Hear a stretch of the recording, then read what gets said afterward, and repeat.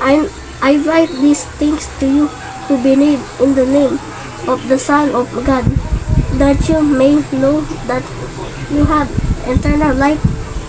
And this is confidence that we have toward Him, that if we ask anything according to His will, He hears us.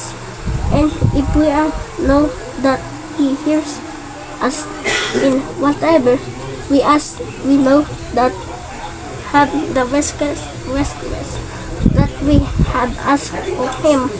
Eternal life. Kapag love ko si God. Kapag you accept, Pag you accept God before did you love before you love God. If you don't love your God, you're going to hell. yes. So if you love Jesus and you accept You will Him, go to heaven. okay, Before you will have eternal life, Yeah. right? So you are saved because of His If you grace. don't love your God, you should go to hell.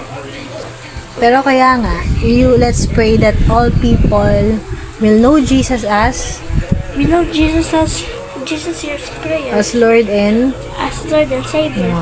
pray mo yung iba na makakilala sila kay Lord. Diba? Good morning. So, ayan nga, binasa nga po ng anak ko yung daily devotion natin sa araw na to. So, in-involve ko yung anak ko, in-engage ko siya. Kailangan kasi talagang mapursigihin na rin natin yung mga anak natin, naturuan natin sila about kay Lord, about sa Bible.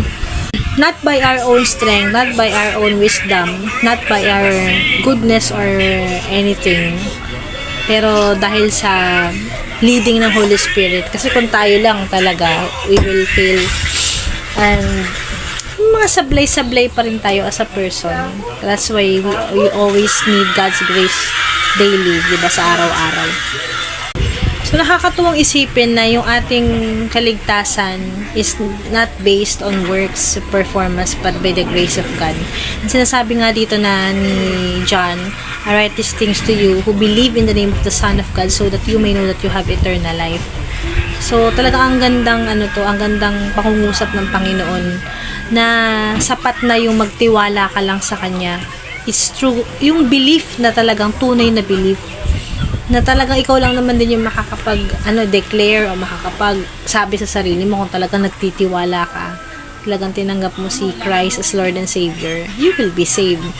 Kasi there are faith na parang hindi totoo, di ba?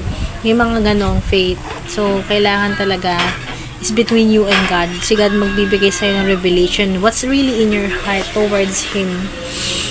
Ayun, it's sapat na yung belief natin, genuine faith and yung belief natin. So, to proclaim that, talagang manggagaling sa puso natin yun eh. If we truly love God and accept Him as Lord and Savior. So, ayun nga. Kasi sinabi pa dito sa this is the confidence that we have in approaching God. That whatever we ask according to His will, He hears us. This is such a beautiful reminder din, no? Na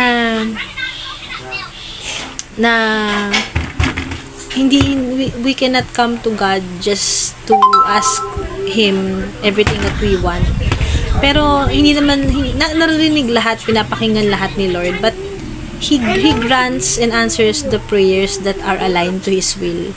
Kung hihiling tayo ng naayon sa kalooban niya at maganda yung motibo ng puso natin, hindi for selfish reasons, ayun, doon niya ipagkakaloob yung hinihiling natin sa Kanya.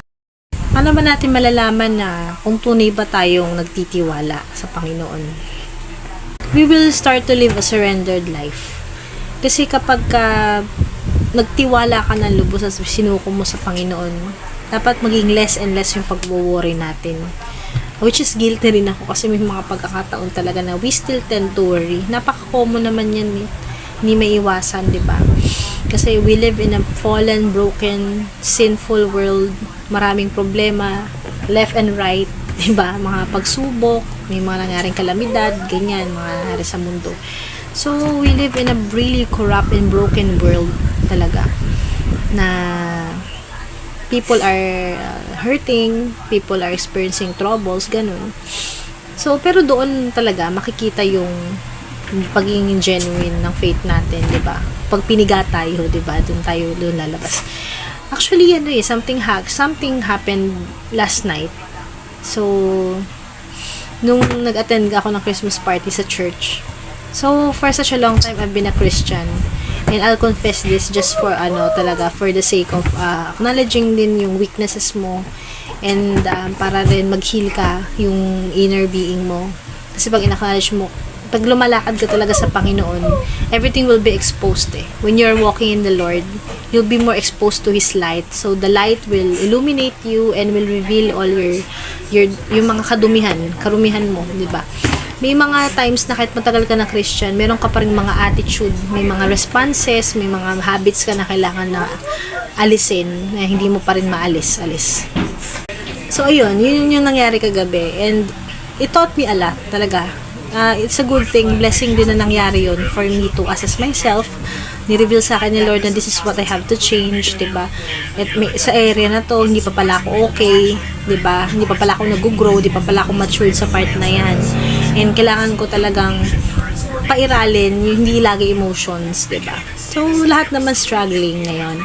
Pero, ayun, kaya nga, buti na lang, yung kaligtasan natin is not just based on works or performance, kundi, sabi ko nga, disqualified na talaga tayo. Kasi lagi tayo nagkakamali Pero, dahil base lang talaga sa grasya yung kaligtasan natin, so we are already confident that we are saved because of our faith alone, through, in Christ alone, through faith alone, by grace alone, tama ba? So, yun lang talaga. Yung formula niyan, wala nang iba. Hindi sa works. Yun. So, yun naman po.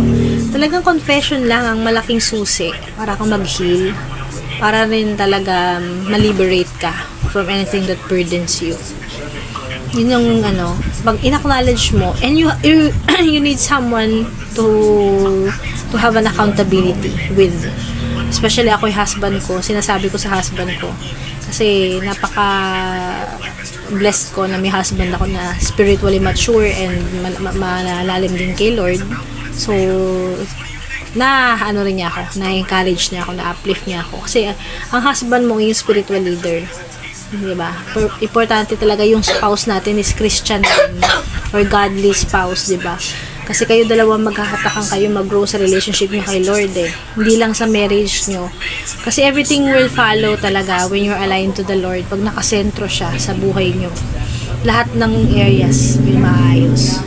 So, we are all work in progress. May mga pagkakataon na may mga ganyan pa rin tayo, mga factors na kailangan ayusin. But praise God talaga. Thank you, Lord, na na-reveal mo sa akin itong area na to that I have to grow. I have to grow up na dito sa area na to. Kailangan kong i-improve to, ganun. So, ayun.